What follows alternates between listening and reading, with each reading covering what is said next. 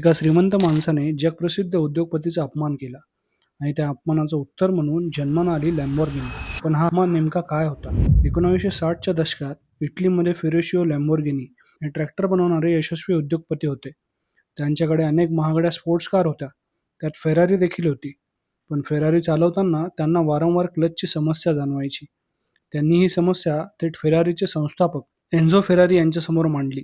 मात्र एन्झो फेरारी यांनी त्यांना अपमानास्पद शब्दात उत्तर दिलं, "तू ट्रॅक्टर बनव, स्पोर्ट्स कार कशा बनवायच्या ते मला शिकवू नकोस." हा अपमान फेरुशिओ लॅम्बोर्गिनी यांच्या मनाला लागला आणि त्यांनी ठरवलं, आता मी अशी स्पोर्ट्स कार बनवेन जी फेरारीलाही टक्कर देईल.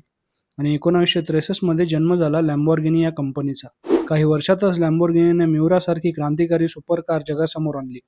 आज लॅम्बोर्गिनी हे नाव वेग, लक्झरी आणि प्रतिष्ठेचं प्रतीक मानलं जातं. म्हणूनच कधीकधी एक अपमानातूनही इतिहास घडतो. आज लॅम्बोर्गिनी ही फक्त कार नाही, तर अपमानाला यशात बदलण्याची एक प्रेरणादायी कहाणी आहे. तुम्हाला लॅम्बोर्गिनीची कुठली कार सर्वात जास्त आवडते? कमेंट्समध्ये नक्की सांगा.